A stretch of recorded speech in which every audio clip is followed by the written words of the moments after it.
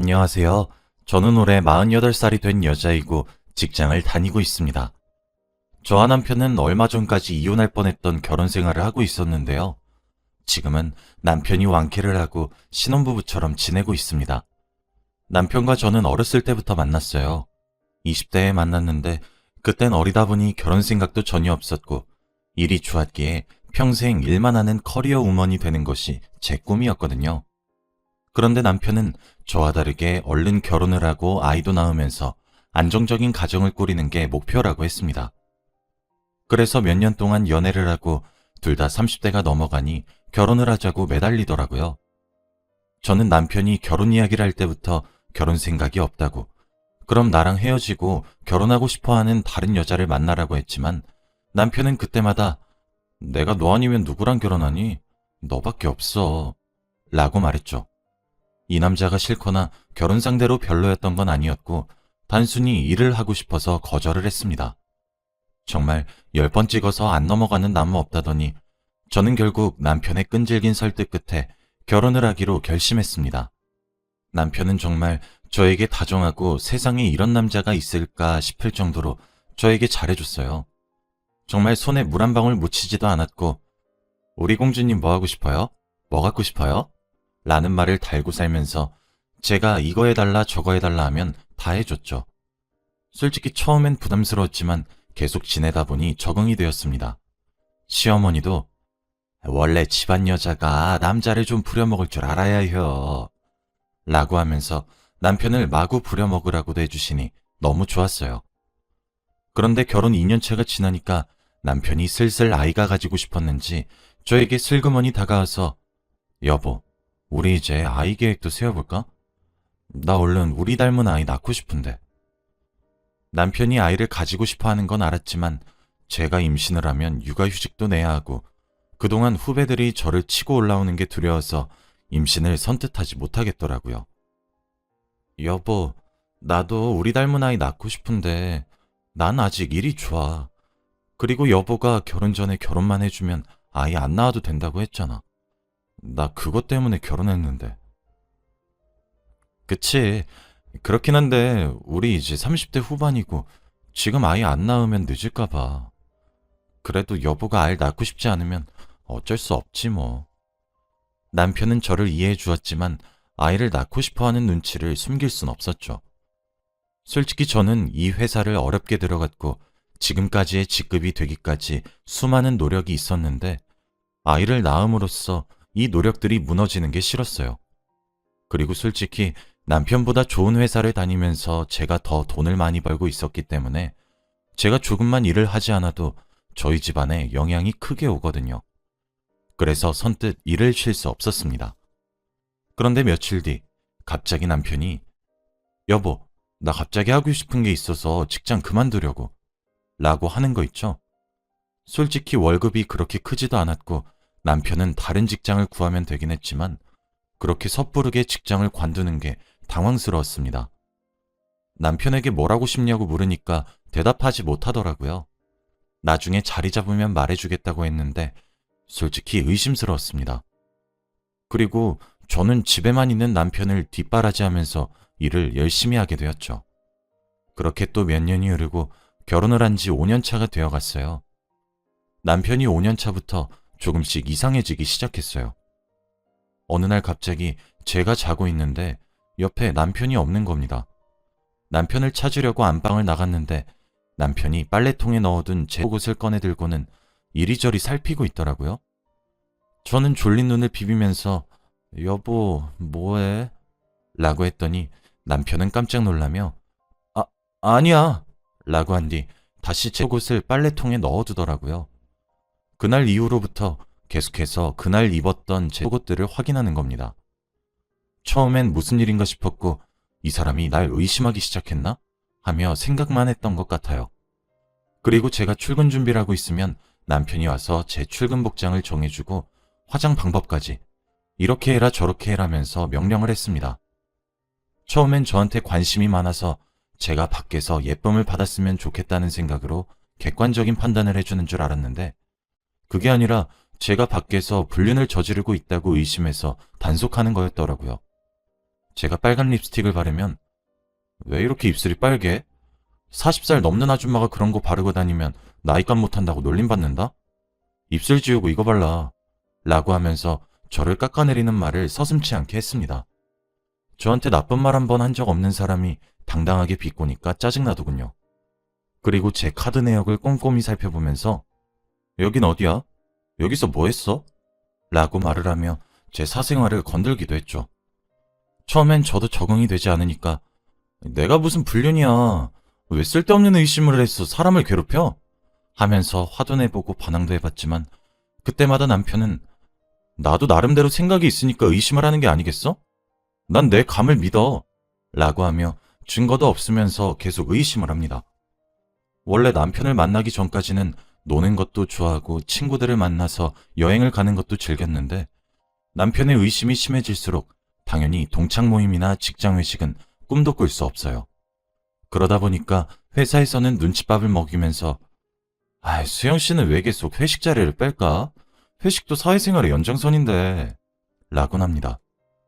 제가 더 이상 일상생활이 불가능하다 보니까 남편에게 믿음을 주자 싶어서 저녁에는 집에만 있고 주말에는 늘 남편에게 붙어 있었거든요.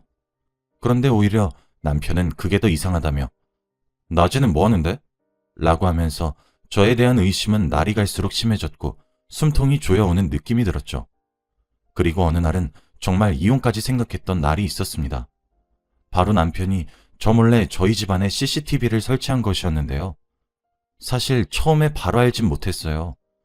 저희 집 가구 옆에 안 보이도록 설치를 해놔서 제가 한동안은 몰랐는데 제가 청소를 하다가 CCTV를 발견해버린 겁니다. 원래 청소는 남편 담당이라 남편이 항상 해왔는데 주말에 집에서 할 것도 없고 심심해서 청소를 했더니 그걸 발견해버렸어요. 솔직히 그때 그걸 보고 이 남자가 드디어 제정신이 아니구나 싶었네요. 도대체 얼마나 저를 의심하길래 그러는지 어디서부터 잘못된 건지 알고 싶었습니다. 안방에 있는 남편을 불러서 이게 뭐냐고 당장 설명하라고 했어요. 그런데 남편은 CCTV를 설치한 것이 잘못된 것이라고는 모르는 건지 아니, 왜 갑자기 청소를 해서 나를 이상한 사람으로 몰아가? 남편이 아내가 뭐하고 사는지 알 권리가 있는 거 아니야? 그리고 당신 평일에 내가 잠깐 나가는 사이에 뭐하고 있을지 어떻게 알아? 저번에도 비슷한 일이 있었으니까 내가 이렇게 하는 거 아니야. 라고 하더라고요. 사실 남편이 이렇게 된 이유는 따로 있었습니다. 남편의 의심이 심해지기 전에는 그래도 평범한 남편처럼 제가 어디서 뭐 하는지 말하면 믿어주고 CCTV를 설치하지도 않았습니다. 그런데 몇 년 전 어느 날 갑자기 제 휴대폰을 보고 나서부터 남편은 바뀌었어요. 저는 그날 동창인 남자친구와 밥을 먹고 카페를 갔고 그 친구는 차가 없다고 해서 집까지 데려다 줬습니다. 그래서 그날 친구가 오늘 너무 재밌었어. 다음에도 또 보자. 데려다 줘서 고마워. 라는 문자를 보낸 걸 남편이 봐버렸거든요. 솔직히 말하면 불륜도 아니고 고등학생 때 친하게 지내던 친구라서 밥 한 번 먹은 걸로 불륜이라고 단정짓더라고요. 너 이놈 집에 가서 뭐 했어? 라고 화를 내면서 집안의 물건들을 던지기 시작하는데 솔직히 그때 너무 무서워서 무릎을 꿇고 다신 안 그러겠다며 남편에게 사죄를 한 일이 있었습니다. 그 뒤로부터 당연히 그 친구와 연락도 끊기고 제 사생활도 없이 살게 되었죠. 시어머니한테도 찾아가서 제발 남편 좀 바로잡아달라고 부탁한 적도 있습니다. 시어머니는 항상 저한테 남자는 좀 부려먹어도 된다고 말씀하셨기에 당연히 제 편을 들어주실 줄 알았지만 팔은 역시 안으로 굽는 건지 막상 이런 일을 마주하니까 제 편은 하나도 들어주시지 않더군요. 뭐? 사내 놈이랑 단둘이 밥을 먹고 집까지 데려다줘? 내가 너를 얼마나 참한 며느리로 여겼는데 그게 불륜이지 뭐냐? 시어머니는 자기 아들이라고 남편 편을 들기 시작했고 저는 졸지에 집안에서 불륜녀로 낙인 찍혔어요. 저는 그날부터 생긴 습관이 있는데 바로 카톡 내용과 대화 문자 내용들을 지우는 거예요. 남편이 의심을 하는 걸 만들지 말자 싶어서 여자들끼리 대화한 내용도 지우고 남자 직원과 공적인 대화를 한 것도 다 지웁니다. 그런데 어느 날 갑자기 저한테 한 문자가 오더라고요. 바로 흔한 피싱 문자였어요. 그런데 남편은 그걸 보자마자 저한테 이런 문자가 오는 이유가 있다고 하면서 밖에서 뭐라고 다니길래 라고 말을 하기 시작했습니다. 그러면서 진짜 평일 낮에 회사 다니고 있는 거 맞냐면서 그날부터 낮에 일을 하고 있는 저에게 영상통화가 오더라고요. 솔직히 직장 생활하면서 영상통화를 걸면 어떻게 받습니까? 그래서 처음 몇 번은 당연히 거절을 했더니 왜 안 받냐며 진짜 그런 일 하는 거냐며 화를 내기 시작하길래 상사 눈치를 조심스럽게 보고 회사 근무 환경 영상으로 보여주면서 일하고 있다는 사실을 증명했습니다. 솔직히 그렇게 하니까 상사 눈치도 많이 보게 되고 지금 저 혼자 돈을 벌고 있는데 회사에서 잘리면 돈은 누가 버나요? 그래서 남편에게 이건 아닌 것 같다고 눈치가 너무 보인다고 그만하자고 했더니 남편은 나도 피곤하고 힘들어. 네가 좀 잘하면 내가 이러겠어? 내가 이렇게라도 안 하면 네가 무슨 짓을 할지 어떻게 알아? 라고 하더군요. 솔직히 제 말을 믿어주지도 않고 구체적인 증거도 없으면서 왜 저의 불륜을 확신하나 싶어서 이혼을 결심했습니다. 그런데 제가 결혼한 지 몇 년이 되어도 남편이랑 이혼을 못하는 데에는 다른 이유가 있었습니다. 바로 남편이 이혼 이야기만 하면 싹싹 빌거든요. 여보, 내가 잘못했어. 내가 선을 너무 넘었나 봐. 다신 안 그럴게. 딱 한 번만 봐주라. 라고 하며 두 손을 싹싹 빌면서 눈에 눈물이 맺혀 있는데 어떻게 그 눈을 보고 매몰차게 이혼을 하자고 할 수 있나요? 그리고 제가 알겠다고 다시는 그러지 말라고 하면 며칠은 안 그러다가 다시 슬금슬금 의심이 시작되곤 합니다. 그리고 이런 일이 몇 번씩이나 반복되니까 저도 너무 지쳤었고 남편의 의심이 지겨워지더라고요. 그래서 주위 친구들에게 제 고민을 다 이야기해보니 다들 의처증이라는 병을 말해주었습니다. 저는 그런 병은 처음 들어봤는데 원래 이 나이 남자들한테서 많이 나타나는 증상이라고 하더라고요. 그래서 당장 병원에 가서 상담을 받아보라고 권유를 하길래 저는 남편에게 우리 병원 가서 상담 받아보는 거 어때? 라고 조심스레 말하니 남편은 버럭 화를 내며 내가 정신병자야? 그래서 내가 정신병자 진단받고 이혼한 뒤에 다른 남자랑 만나려고 그러는 거지? 라고 말을 하며 절대 치료를 받을 생각이 없어 보였어요. 제가 남편에게 절대 당신을 떠나지 않을 거고 내 생의 남편은 당신뿐이라고 말을 해도 전혀 듣지 않길래 화를 내면서 상담 안 받으면 이혼 소송한다 라고 말을 했더니 깨갱하고 병원 가자고 하더라고요. 솔직히 남편과 이혼을 하고 싶은 마음은 굴뚝 같았는데 의처증이라는 병일 수도 있단 말을 들으니까 왠지 모르게 심란해지는 거 있죠. 그리고 주위 지인 중에서 의처증 아내를 둔 남자가 있는데 남편의 태도로 인해서 의처증이 빨리 나을지 말지 결정이 된다고 하더라고요.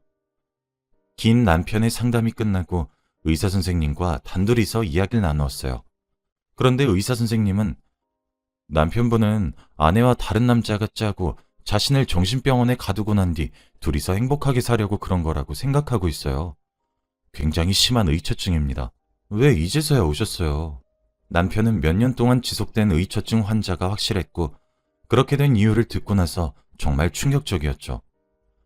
의처증 환자는 대부분 알코올 중독인 부모 밑에서 자라거나 권위적이고 지배적인 부모 밑에서 자란 사람에게서 많이 나타난다고 했는데 남편의 아버지인 저의 시아버지가 어릴 때 딱 그랬다고 했거든요.